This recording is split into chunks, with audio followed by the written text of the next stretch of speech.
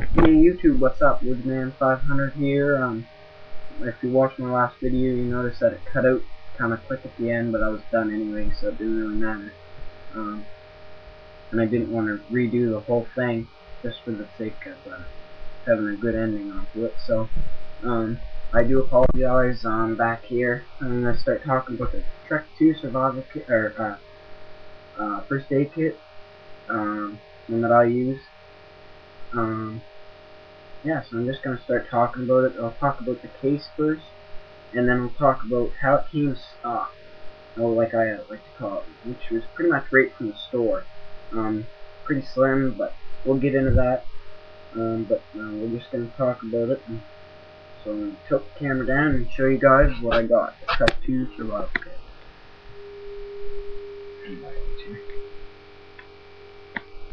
Okay, this is the Trek 2 first aid kit by Coghlans. Right now, I took all the stuff out of it that I had into it. I upgraded it because I felt that it wasn't quite as good as it should be. I'm just going to talk about the outside of it for a second, then we'll go into showing you the design inside and what fabric they use. This is nylon, 100% nylon. The zippers aren't YKK, they're just cheap zippers. But there is two of them, which I like. Usually I have one on one side, one on the other, so I can do one way, or I can do the other way.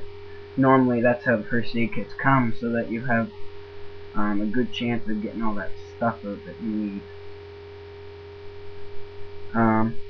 Besides that, yeah, 100% nylon. This is the sewing on this. It's good. I mean, there's no complaints. I've had this in pretty rough conditions before.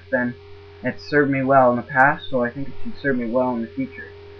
On the back here, there's two belt loops. I love this feature. I haven't seen a first aid kit that has it onto it yet, but I'm sure that they'll come out with them.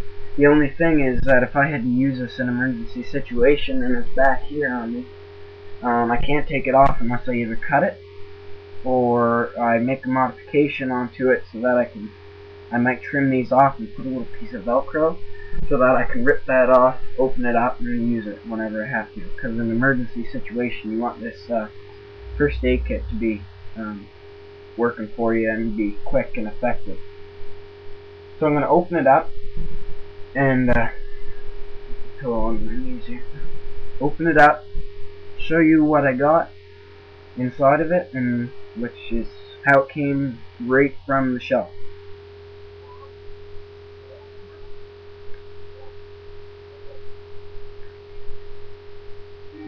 Okay. So this is what it looks like when you first get your first aid kit. This is how it came right from the store. Nothing added to it. I'm not going to go into all this stuff until later on. I'm just going to talk about how it's made. I'm going to make a separate video on everything that's inside of it when it came stock and when I added to it. It's probably going to be a 3-part videos. I don't like to drag on my videos because people get bored, X out, and go to something else. So I like to kind of split it up into sections. Inside here, they did an excellent job on this side, I find. I love how they organized it. The same fabric as on the outside. And they did an excellent job of the organizer. Like I said, they have certain pouches for certain things. These are gauze pads, by the way. Cheap gauze pads, but they still work. Down in there, you probably can't see it. I'll use this in other videos. You probably cannot see that, but right down in there, there's where the band-aids are. There's a split right there so they have two separate pouches for your band-aids. They just sewed right through it and not thinking about this pouch in behind it. So these gauze pads kind of stick out a little bit too much for me. Either way, I kind of like it like that because the gauze pads are easy access. Other than that, there's really no design flaws. There's a big pouch in the back with lots of room. On the other side, it's just a mesh pocket. Nothing fancy, or not nothing fancy, but There's nothing fancy about this. I'm not talking about the person that I'm fancy. I'm talking about there's no other pockets in here. It's just an open area.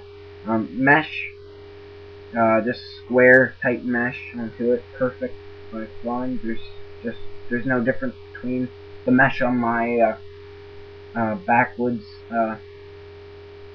vest than on here. Just the same, except that's meant for clothing uses. Same zippers as on the outside, same everything. The sewing on this, it's good. I have no complaints. There's no stitching going on to it. Like I said, the zippers are fine. Everything's pretty much good with this first aid kit. As it goes for just like the way the actual kit was made. Like I said, I love the organizers. I love how they give you extra space in here to do what you want, and explain more about that in my next video. Other than that, I think that we've covered pretty much everything on this first aid kit so far. You'll see this in another video, which is coming up right after this one, on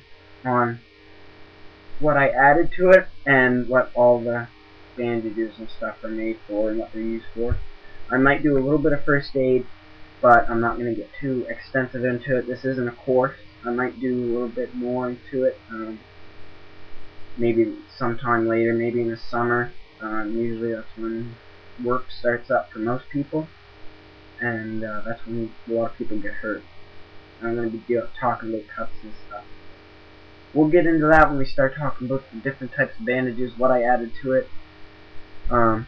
Yeah, so hope you watch my other videos. Keep watching for more. I'm going to do another one on what I added to it and what the bandages look like and so on. So watch out for my second part to my Coghlans Trek 2 survival kit, or not survival, first aid kit review. So keep watching. Woodsman 500 here. Have a good day.